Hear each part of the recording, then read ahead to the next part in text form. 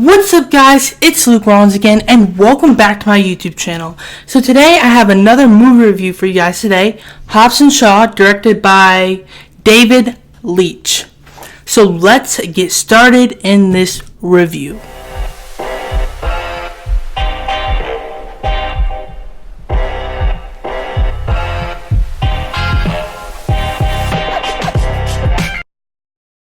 Okay, guys, so let's start with the cast members. We have Dwayne Johnson starring as Luke Hobbs.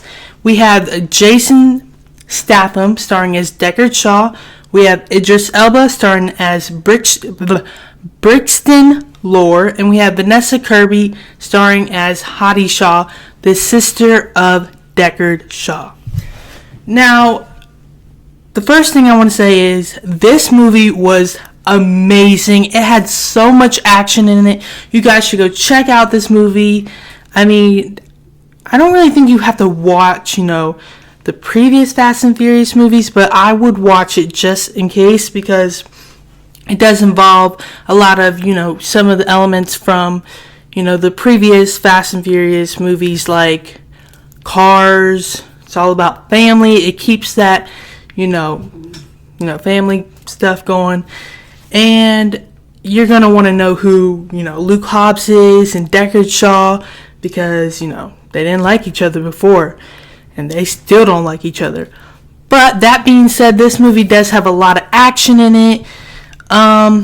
There's one problem with this movie. There's actually a couple problems with this movie, but it's not a bad movie. It's a good movie. But I think that Idris Elba, he's the main villain of this movie. I do feel like, he didn't really have that big of a part in this movie. They didn't really give us any information about his character because, every villain has to have like some type of, backstory. They don't really give us any backstory about Idris Elba's character, Brixton Lore. Now, villain-wise, comparing to like, Thanos, Avengers Infinity War, Idris Elba is not good. Bad guy. They make him he's not really that big of a villain that you would want him to be. And I just don't think he goes with this movie. I really don't think he was fit for this movie to be a villain, but it was horrible. I didn't really like it. He didn't have that mean side like Thanos did when he wiped away 50% of all living creatures and all of that. But he didn't really have that, he wasn't really that evil. And that's what I didn't like about the movie. Because, usually when I'm watching a movie with a villain in it, I want the villain to be mean and, take away stuff from people or, do bad, stupid stuff, I guess. But yeah, Vanessa Kirby, holy shit, her acting, she got some badass moves, you guys. I mean, she'd be oh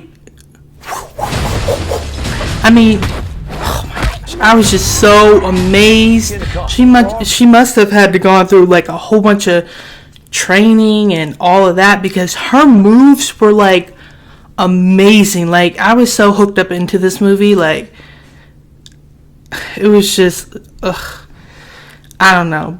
Now, Jason Statham starring as Deckard Shaw, he's the type of guy who doesn't like anyone telling him what to do or where to go because he's a more independent guy. He likes to do stuff by himself.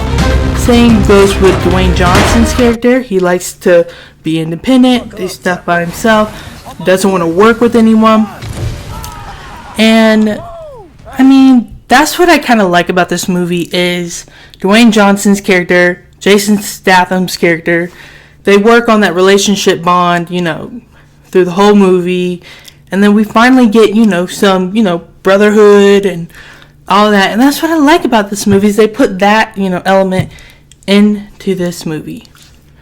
Now, another one of my big problems is towards the end of the movie, it falls apart with the acting. I mean, it is horrible. Like, when I was in the movie theaters, like, if you go back to the trailer with Dwayne Johnson's character at the end of the movie, not end of the movie, oh my gosh, Dwayne Johnson's character, you know, the end of the trailer, and he's with his, you know, buddies, brothers, and he's doing all that, you know, language. Oh my gosh, guys. That was so embarrassing. Why would they put that in this movie? It's so embarrassing. You know how many people I've heard laughing at that part? And then, like, Jason Statham's character and Dwayne Johnson's character, oh my gosh, their acting gets horrible towards the end of the movie. And then it's like, you're like, where's the entertainment? It's like it's gone. Like, I was not, you know, impressed with the ending of this movie. But let me tell you guys something. There are post-credit scenes in this movie, so stay after the movie is over. I think there's 2 post-credit scenes, and they are setting up another Fast and Furious movie. So, you know, be well aware of that. And yeah. Izia Gonzalez, I don't know, it's kind of like a Spanish name, but she plays as a Russian mob, or like, you know, a Russian goddess. You know, she's like the boss of everyone, and, you know, she has her own business, and she's badass. I mean, she got all the guns, she got all the weapons, she got all of that. She hooks Jason Statham's character and Dwayne Johnson's character with all types of gadgets. Oh, speaking of gadgets. Oh my gosh, guys. If you saw one of the clips, you know, I think there were some clips released on YouTube. And the motorcycle clip, oh my gosh, that was amazing. When he went under the truck and he was like, phew, and it's like his body stuck with the motorcycle. Oh my gosh. The visual effects in this movie are fantastic. The motorcycle, fantastic. Everything is fantastic except for those 2 things with Idris Elba. Don't think he's a good villain. And the end of the movie was not good. But the rest of the movie was actually really good. It just tricks you at the end of the movie with it, you know, deciding whether it's good or bad. Because when I got out of the movies, I was like, was this a good movie? And then, you know, I started thinking back in my sleep. I was like, you know what, actually, this was a pretty good movie. I mean, the action was good. The way they set up the beginning was really good. So, towards the beginning, middle, and then the end, it falls apart. So, that is a problem. Okay, guys, so if you want to know what movies were directed by David Leitch, I believe he directed this movie. He directed Once Upon a Time, Deadpool, Deadpool 2, and Atomic Blonde. So he's most known for like his Deadpool, you know, movies and stuff. So, I mean, I can see why, you know, there's a lot of action in this movie. Maybe it's coming from Atomic Blonde and all that. But, yeah. If I were to rate this movie, I would give it 4 stars. It's entertaining. It keeps you, you know, motivated into the movie. The movie starts really good through the beginning, middle, falls apart at the end. But you know what? It picks itself up. And, you know, overall, it's a good movie. The stunts are awesome. Cars, family, everything you could want in, you know, a Fast and Furious film. Thinking of that, Hobbs and Shaw does not follow the events before, like Fast Furious 1, 2, 3, and all those aren't really, you know, in this type of movie. I mean, you know, the elements like family and cars and all of that, that's the only thing in, you know, this movie that relates to the Fast and Furious.